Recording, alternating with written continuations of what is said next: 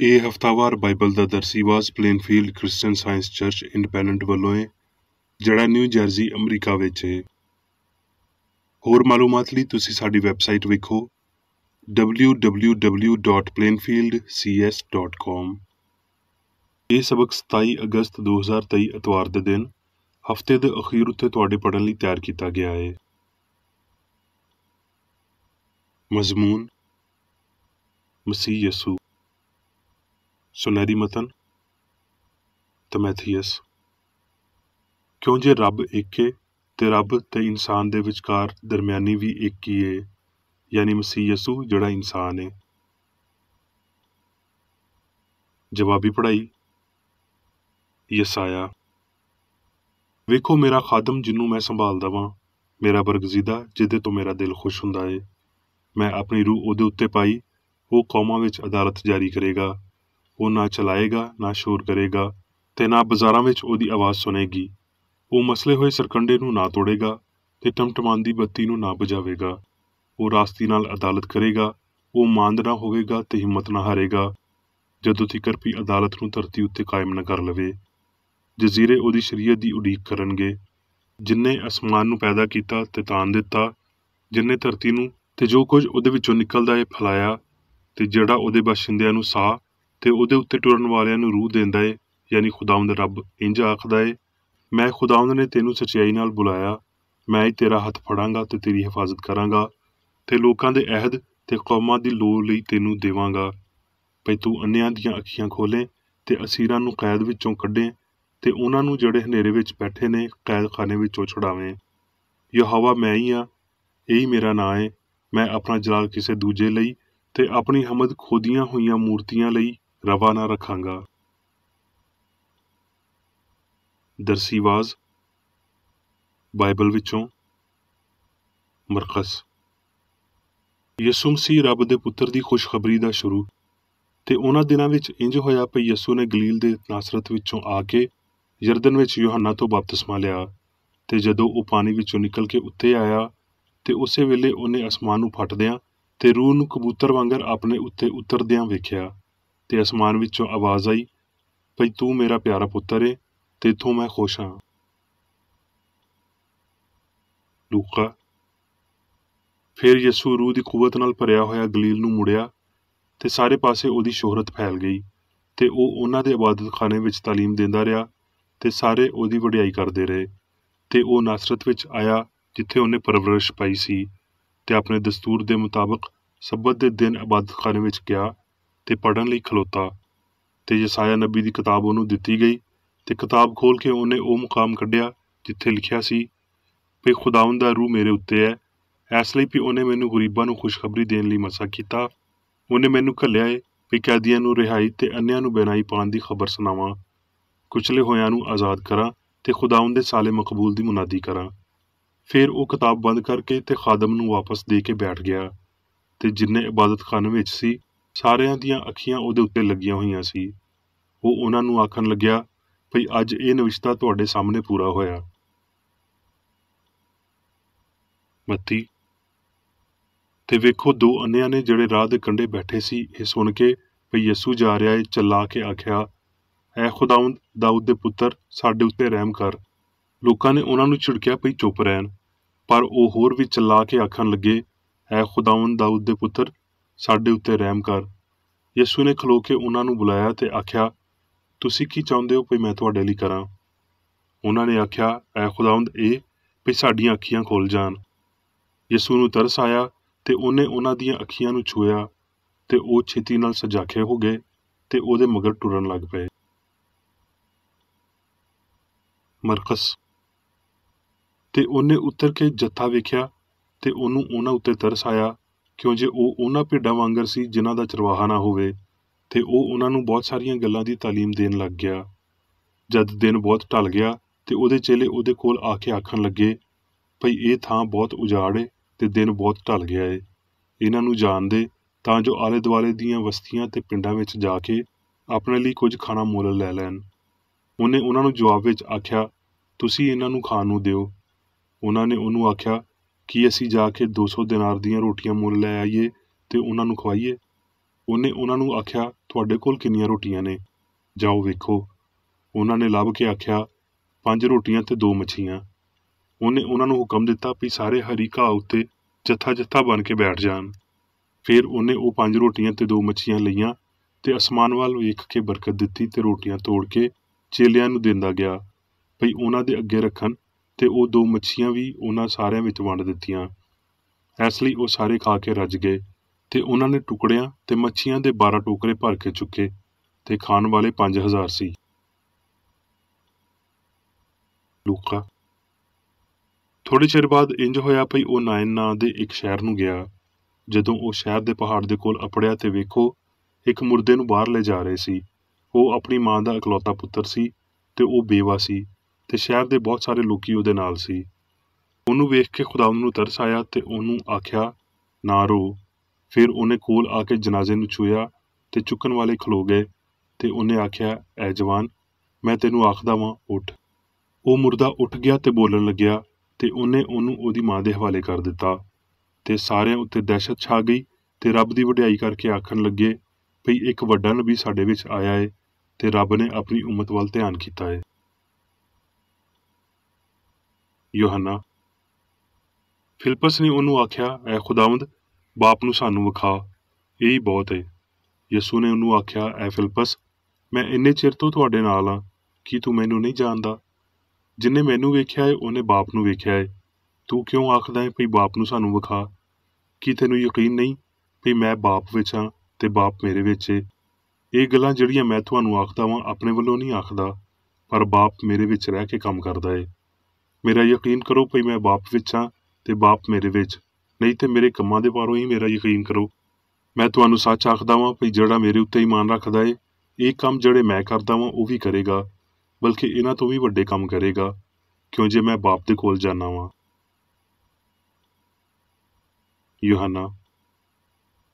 ਯਿਸੂ ਨੇ ਇਹ ਗੱਲਾਂ ਆਖੀਆਂ ਤੇ ਆਪਣੀਆਂ ਅੱਖੀਆਂ ਅਸਮਾਨ ਵੱਲ ਚੁੱਕ ਕੇ ਆਖਿਆ, ਐ ਬਾਪ, ਉਹ ਵੇਲਾ ਆ ਗਿਆ ਏ, ਆਪਣੇ ਪੁੱਤਰ ਦਾ ਜਲਾਲ ਜ਼ਾਹਿਰ ਕਰ, ਤਾਂ ਜੋ ਪੁੱਤਰ ਤੇਰਾ ਜਲਾਲ ਜ਼ਾਹਿਰ ਕਰੇ। ਇਸ ਲਈ ਤੂੰ ਉਹਨੂੰ ਹਰ ਬੰਦੇ ਉੱਤੇ ਇਖਤਿਆਰ ਦਿੱਤਾ ਏ, ਤਾਂ ਜੋ ਜਿਨ੍ਹਾਂ ਨੂੰ ਤੂੰ ਉਹਨੂੰ ਦਿੱਤਾ ਏ ਉਹਨਾਂ ਸਾਰਿਆਂ ਨੂੰ ਹਮੇਸ਼ਾ ਦੀ ਹਯਾਤੀ ਦੇਵੇ।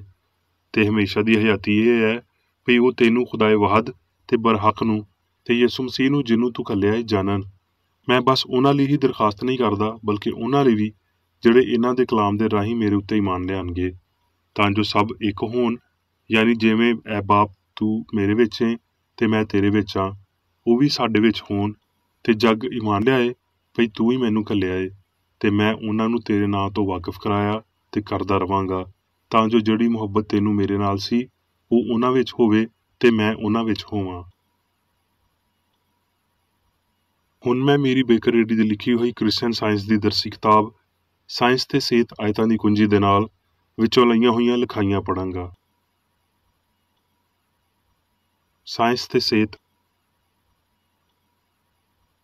ਯਿਸੂ ਨਾਸਰੀ ਨੇ ਇਨਸਾਨ ਤੇ ਰੱਬ ਦੇ ਇਕੱਠ ਨੂੰ ਬਿਆਨ ਕੀਤਾ ਤੇ ਇਹਦੇ ਲਈ ਸਾਡੇ ਉੱਤੇ ਉਹਦੀ ਬਹੁਤ ਜ਼ਿਆਦਾ ਅਕੀਦਤ ਦਾ ਭਾਰ ਏ। ਉਹਦਾ ਮਿਸ਼ਨ ਇਨਫਰਾਦੀ ਤੇ ਇਜਤਮਾਈ ਦੋਵੇਂ ਸੀ। ਉਹਨੇ ਹਯਾਤੀ ਦਾ ਮੁਨਾਸਬ ਕੰਮ ਪੂਰਾ ਕੀਤਾ, ਨਾ ਸਿਰਫ ਆਪਣੇ ਇਨਸਾਫ ਲਈ, ਬਲਕਿ ਇਨਸਾਨਾਂ ਉੱਤੇ ਰਹਿਮ ਦੇ ਪਾਰੋਂ ਉਹਨਾਂ ਨੂੰ ਇਹ ਵਿਖਾਉਣ ਲਈ ਭਈ ਉਹਨਾਂ ਨੇ ਆਪਣਾ ਕੰਮ ਕਿਵੇਂ ਕਰਨਾ ਏ, ਬਲਕਿ ਨਾ ਤੇ ਆਪ ਉਹਨਾਂ ਲਈ ਕਰਨ ਜਾਂ ਨਾ ਹੀ ਉਹਨਾਂ ਨੂੰ ਕਿਸੇ ਜ਼ਿੰਮੇਵਾਰੀ ਤੋਂ ਆਜ਼ਾਦ ਕਰਨ ਲਈ ਇਹ ਕੀਤਾ।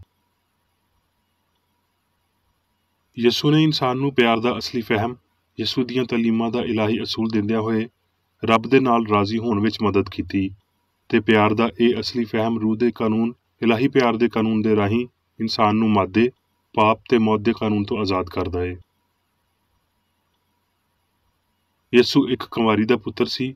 ਉਹਨੂੰ ਰੱਬ ਦਾ ਕਲਾਮ ਸੁਣਾਉਣ ਲਈ ਤੇ ਇੱਕ ਅਜਿਹੀ ਸ਼ਕਲ ਵਿੱਚ ਇਨਸਾਨ ਉੱਤੇ ਜ਼ਾਹਿਰ ਹੋਣ ਲਈ ਚੁਣਿਆ ਗਿਆ ਸੀ ਜਿਹਨੂੰ ਉਹ ਸਮਝ ਸਕਦੇ ਤੇ ਇਹਦੇ ਨਾਲ ਉਹਦੀ ਸਮਝ ਪਾ ਸਕਦੇ। ਮਰੀਮ ਦਾ ਉਹਨੂੰ ਹਮਲ ਵਿੱਚ ਲੈਣਾ ਰੂਹਾਨੀ ਸੀ, ਕਿਉਂ ਜੇ ਬਸ ਪਾਕੀਜ਼ਗੀ ਹੀ ਸੱਚਾਈ ਤੇ ਪਿਆਰ ਨੂੰ ਰੋਸ਼ਨ ਕਰ ਸਕਦੀ ਏ, ਜਿਹੜੀ ਵਾਜ਼ਿਹ ਤੌਰ ਤੇ ਨੇਕ ਤੇ ਪਾਕ ਮਸੀਹ ਯਿਸੂ ਵਿੱਚ ਮੁਜੱਸਮ ਹੋ ਜਾਂਦੀ ਏ। ਉਹਨੇ ਅਲੂਹੀਅਤ ਦੀ ਆਲਾ ਕਿਸਮ ਜ਼ਾਹਿਰ ਕੀਤੀ, ਜਿਹਨੂੰ ਇੱਕ ਜਿਸਮਾਨੀ ਸ਼ਕਲ ਹੀ ਉਸ ਦੌਰ ਵਿੱਚ ਜ਼ਾਹਿਰ ਕਰ ਸਕਦੀ ਸੀ। ਇੱਕ ਅਸਲੀ ਤੇ ਮਿਸਾਲੀ ਇਨਸਾਨ ਵਿੱਚ ਜਿਸਮਾਨੀ ਅੰਸਰ ਦਾਖਲ ਨਹੀਂ ਹੋ ਸਕਦਾ, ਫਿਰ ਵੀ ਇਹ ਮਸੀਹ ਹੀ ਏ ਜਿਹੜਾ ਆਪਣੀ ਸੂਰਤ ਉੱਤੇ ਬਣਾਏ ਗਏ ਇਨਸਾਨ ਤੇ ਰੱਬ ਦੇ ਵਿਚਕਾਰ ਇਤਫਾਕ ਜਾਂ ਰੂਹਾਨੀ ਮੁਆਹਦੇ ਨੂੰ ਬਿਆਨ ਕਰਦਾ ਏ। ਇਲਾਹੀ ਖਿਤਾਬ ਯਿਸੂ ਵਾਂਗਰ ਮਸੀਹ ਕੋਈ ਨਾਂ ਨਹੀਂ ਏ। ਮਸੀਹ ਰੱਬ ਦੀ ਰੂਹਾਨੀ ਹਮੇਸ਼ਾ ਦੀ ਫਿਤਰਤ ਨੂੰ ਜ਼ਾਹਿਰ ਕਰਦਾ ਹੈ। ਇਹ ਨਾਂ ਮਸੀਹਾ ਲਈ ਦੂਜਾ ਲਫ਼ਜ਼ ਹੈ ਤੇ ਉਸ ਰੂਹਾਨੀਅਤ ਵੱਲ ਇਸ਼ਾਰਾ ਦਿੰਦਾ ਹੈ ਜਿਹੜੀ ਅਜਿਹੀ ਹਯਾਤੀ ਤੋਂ ਸਿਖਾਈ, ਬਿਆਨ ਕੀਤੀ ਗਈ ਤੇ ਜ਼ਾਹਿਰ ਕੀਤੀ ਗਈ ਹੈ ਜਿਹਦੇ ਲਈ ਮਸੀਹ ਯਿਸੂ ਮੁਜੱਸਮ ਹੋਇਆ ਸੀ। ਯਿਸੂ ਨੇ ਤਾਲੀਮ ਦਿੱਤੀ ਪਈ ਇੱਕ ਰੱਬ, ਇੱਕ ਰੂਹ ਜਿਹੜਾ ਇਨਸਾਨ ਨੂੰ ਆਪਣੀ ਸ਼ਬੀਹ ਤੇ ਸੂਰਤ ਉੱਤੇ ਬਣਾਉਂਦਾ ਹੈ, ਰੂਹ ਨਾਲ ਹੈ ਨਾ ਕਿ ਮਾਦੇ ਨਾਲ। ਇਨਸਾਨ ਲਾਮਤਨਾਹੀ ਸੱਚਾਈ, ਹਯਾਤੀ ਤੇ ਮੁਹੱਬਤ ਦਾ ਪਰਛਾਵਾਂ ਬਣਦਾ ਹੈ। ਲਿਹਾਜ਼ਾ ਇਨਸਾਨ ਦੀ ਫਿਤਰਤ, ਸ਼ਕਲ ਤੇ ਸੂਰਤ ਦੀਆਂ ਇਸਤਲਾਹਾਂ ਜਿਹੜੀ ਵੀ ਕਿਸੇ ਸ਼ੈਲੀ ਵਰਤੀਆਂ ਜਾਂਦੀਆਂ ਨੇ ਉਹਨੂੰ ਸਮਝਦੀਆਂ ਤੇ ਸ਼ਾਮਲ ਕਰਦੀਆਂ ਨੇ ਜਿਵੇਂ ਪਈ ਕਲਾਮ ਵਿੱਚ ਵਰਤਿਆ ਗਿਆ ਹੈ। ਯਿਸੂ ਦੀ ਹਯਾਤੀ ਨੇ ਇਲਾਹੀ ਤੌਰ ਤੇ ਸਾਇੰਸੀ ਤੌਰ ਤੇ ਇਹ ਸਾਬਤ ਕੀਤਾ ਵੀ ਰੱਬ ਪਿਆਰ ਹੈ, ਜਦਕਿ ਕਾਹਨ ਤੇ ਰਬੀ ਨੇ ਰੱਬ ਦੇ ਇੰਨੇ ਤਾਕਤ ਵਾਲਾ ਹੋਣ ਦੀ ਤਸਦੀਕ ਕੀਤੀ ਜਿਹੜਾ ਪਿਆਰ ਕਰਦਾ ਤੇ ਨਫ਼ਰਤ ਕਰਦਾ ਹੈ। ਯਹੂਦੀਆਂ ਦੀ ਇਲਾਹੀਅਤ ਨੇ ਰੱਬ ਦੇ ਨਾ ਬਦਲੇ ਹੋਏ ਪਿਆਰ ਦਾ ਕੋਈ ਇਸ਼ਾਰਾ ਨਹੀਂ ਦਿੱਤਾ। ਯਿਸੂ ਨੇ ਇਜ਼ਹਾਰ ਦੇ ਪਾਰੋਂ ਹਯਾਤੀ ਦਾ ਤਰੀਕਾਕਾਰ ਸਿਖਾਇਆ ਤਾਂ ਜੋ ਅਸੀਂ ਇਹ ਸਮਝ ਸਕੀਏ ਵੀ ਕਿਵੇਂ ਇਲਾਹੀ ਅਸੂਲ ਪਿਆਰ ਨੂੰ ਸ਼ਿਫਾ ਦਿੰਦਾ, ਗਲਤੀ ਨੂੰ ਬਾਹਰ ਕੱਢਦਾ ਤੇ ਮੌਤ ਉੱਤੇ ਫਤਹਿਮੰਦ ਹੁੰਦਾ ਹੈ। ਕਿਸੇ ਦੂਜੇ ਬੰਦੇ ਦੀ ਨਿਸਬਤ ਜਿਹਦਾ ਅਸਲ ਘੱਟ ਰੂਹਾਨੀ ਹੋਵੇ, ਯਿਸੂ ਨੇ ਰੱਬ ਦੀ ਮਿਸਾਲ ਨੂੰ ਬਹੁਤ ਚੰਗੇ ਤਰੀਕੇ ਨਾਲ ਪੇਸ਼ ਕੀਤਾ। ਰੱਬ ਦੇ ਨਾਲ ਉਹਦੀ ਫਰਮਾਬਰਦਾਰੀ ਨਾਲ ਉਹਨੇ ਬਾਕੀ ਸਾਰਿਆਂ ਲੋਕਾਂ ਦੀ ਨਿਸਬਤ ਹਸਤੀ ਦੇ ਅਸੂਲ ਨੂੰ ਬਹੁਤਾ ਰੂਹਾਨੀ ਜ਼ਾਹਰ ਕੀਤਾ। ਭਾਵੇਂ ਪਾਪ ਤੇ ਬਿਮਾਰੀ ਉੱਤੇ ਆਪਣਾ ਇਖਤਿਆਰ ਜ਼ਾਹਰ ਕਰਦਿਆਂ ਹੋਏ ਵੱਡੇ ਉਸਤਾਦ ਨੇ ਕਿਸੇ ਤਰ੍ਹਾਂ ਵੀ ਦੂਜਿਆਂ ਨੂੰ ਉਹਨਾਂ ਦੇ ਤਕਵਾ ਦੇ ਮਤਲੂਬਾ ਸਬੂਤ ਦੇਣ ਵਿੱਚ ਮਦਦ ਨਹੀਂ ਕੀਤੀ। ਉਹਨੇ ਉਹਨਾਂ ਦੀ ਹਦਾਇਤ ਲਈ ਕੰਮ ਕੀਤਾ ਭਈ ਉਹ ਇਸ ਤਾਕਤ ਦਾ ਇਜ਼ਹਾਰ ਇੰਝ ਹੀ ਕਰਨ ਜਿਵੇਂ ਉਹਨੇ ਕੀਤਾ ਤੇ ਇਹਦੇ ਇਲਾਹੀ ਅਸੂਲ ਨੂੰ ਸਮਝਣ। ਉਹਦਾ ਮਕਸਦ ਅਸਮਾਨੀ ਹਸਤੀ ਦੀ ਸਾਇੰਸ ਨੂੰ ਜ਼ਾਹਿਰ ਕਰਨਾ ਸੀ ਤਾਂ ਜੋ ਇਹਨੂੰ ਸਾਬਤ ਕਰੇ ਜੋ ਰੱਬ ਹੈ ਤੇ ਜੋ ਉਹ ਇਨਸਾਨ ਲਈ ਕਰਦਾ ਹੈ। ਸੱਚਾਈ ਦੇ ਬਾਰੇ ਯਿਸੂ ਦੀ ਤਾਲੀਮ ਤੇ ਉਹਦੀ ਮਸ਼ਕ ਵਿੱਚ ਇੱਕ ਕੁਰਬਾਨੀ ਸ਼ਾਮਲ ਹੁੰਦੀ ਏ ਜਿਹੜੀ ਸਾਨੂੰ ਇਹਦੇ ਅਸੂਲ ਨੂੰ ਮੁਹੱਬਤ ਦੇ ਤੌਰ ਤੇ ਕਬੂਲ ਕਰਨ ਵੱਲ ਲੈ ਜਾਂਦੀ ਏ। ਇਹ ਸਾਡੇ ਮਾਲਕ ਦੀ ਬੇਗੁਨਾਹ ਹਯਾਤੀ ਤੇ ਮੌਤ ਉੱਤੇ ਉਹਦੀ ਕੁਦਰਤ ਦੇ ਇਜ਼ਹਾਰ ਦੀ ਕੀਮਤੀ ਦਰਾਮਦ ਸੀ। ਉਹਨੇ ਆਪਣੇ ਕੰਮਾਂ ਨਾਲ ਇਹ ਸਾਬਤ ਕੀਤਾ ਕਿ ਕ੍ਰਿਸਚਨ ਸਾਇੰਸ ਬਿਮਾਰੀ, ਪਾਪ ਤੇ ਮੌਤ ਨੂੰ ਤਬਾਹ ਕਰ ਦਿੰਦੀ ਏ। ਯਿਸੂ ਨੇ ਯੂਹੰਨਾ ਬਪਤਿਸਮਾ ਦੇਣ ਵਾਲੇ ਲਈ ਇੱਕ ਸੁਨੇਹਾ ਘੱਲਿਆ ਜਿਹਦਾ ਮਕਸਦ ਇੱਕ ਸਵਾਲ ਤੋਂ ਕਿਤੇ ਵੱਧ ਕੇ ਇਹ ਸਾਬਤ ਕਰਨਾ ਸੀ ਭਈ ਮਸੀਹ ਆ ਚੁੱਕਿਆ ਸੀ। ਜੋ ਕੁਝ ਤੁਸੀਂ ਵੇਖਦੇ ਤੇ ਸੁਣਦੇ ਹੋ ਜਾ ਕੇ ਯੂਹੰਨਾ ਨੂੰ ਦੱਸੋ ਭਈ ਅੰਨੇ ਵੇਖਦੇ ਤੇ ਲੰਗੜੇ ਟੁਰਦੇ ਫਿਰਦੇ ਨੇ, ਕੋੜੀ ਪਾਕ ਸਾਫ਼ ਕੀਤੇ ਜਾਂਦੇ ਨੇ ਤੇ ਬੋਲੇ ਸੁਣਦੇ ਨੇ ਤੇ ਮੁਰਦੇ ਜ਼ਿੰਦਾ ਕੀਤੇ ਜਾਂਦੇ ਨੇ ਤੇ ਗਰੀਬਾਂ ਨੂੰ ਖੁਸ਼ਖਬਰੀ ਸੁਣਾਈ ਜਾਂਦੀ ਏ।